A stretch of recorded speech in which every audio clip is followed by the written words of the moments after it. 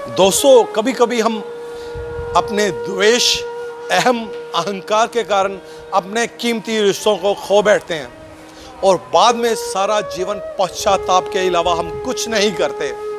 This is advocate Pawan Sharma. आप सब मुझे विसल ब्रोवर राजू शर्मा के नाम से जानते हैं। लुधियाना से बिलोंग करता हूं।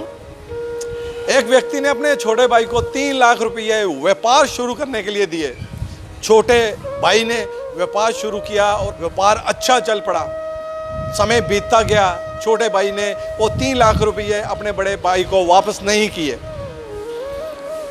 बड़ा भाई ये देखकर कि मेरे छोटे भाई का व्यापार चल गया, इसको मैंने 3 लाख रुपये दिए थे, इसने मुझे वापस नहीं किए, अपने मन में द्वेष रखना शुरू हो गया।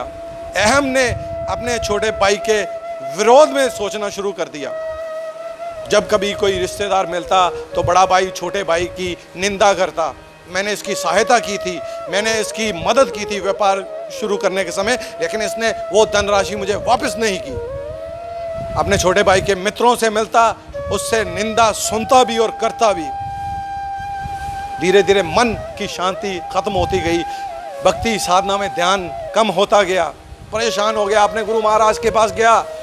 हे गुरु महाराज, मैंने तो अपने छोटे भाई की सहायता की थी, मैं अब उसी की परेशानी में रहता हूँ, मुझे कोई हल बताइए, मैं दोबारा अपनी भक्ति और साधना में ध्यान लगा सकूँ, प्रभु के सिमरन में ध्यान लगा सकूँ। महात्मा जी ने कहा, अगर तुम ऐसा करना चाहते हो तो सबसे पहले जाकर अपने छोटे भाई से क्षमा याचना करो, उससे क्षमा मांगो। उस व्यक्ति ने कहा, महात्मा जी, मैंने तो अपने भाई की सहायता की है, उसको धनराशि दी व्यापार शुरू करने में। जब उसका व्यापार शुरू हो गया, वो बेईमान हो गया, धोखेबाज हो गया, उसने वो धनराशि मुझे वापस नहीं लौटाई। महात्मा जी ने कहा, अगर तुम भक्ति और साधना में अपना ध्यान लगाना चाहते हो, एक ही मार्ग है, अपने छोटे भाई के पास जाओ, उससे क्षमा मांगो, क्योंकि तुम्हारी जुबान ने अपराध किया है, अपने भाई की निंदा की है, तुम्हारी आंखों ने अपने भाई में दोष देखा है, तुम्हारे कानों ने अपने भाई की निंदा चुगली को सुना है, और तुम्हारे अहम ने तुम्हें बुरा बना दिया, तुम्हारे मन को बुरा बना दिया, इसलिए तुम अपने भाई से क्षमा मांगो।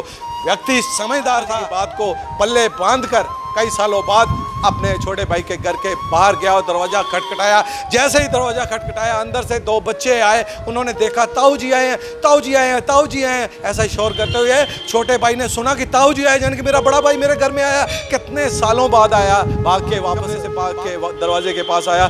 भैया आप?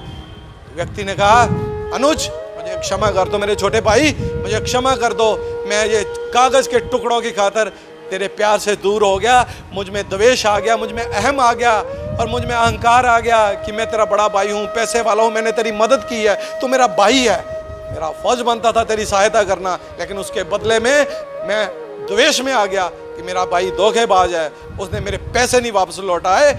ये कागज़ के टुकड़े थे जिनका मैं मोल जान रहा था, लेकिन इतने साल मैं तुझसे दूर रहा, तेरे प्यार से दूर रहा, मेरी भक्ति और साधना में भी मेरा ध्यान नहीं लगा।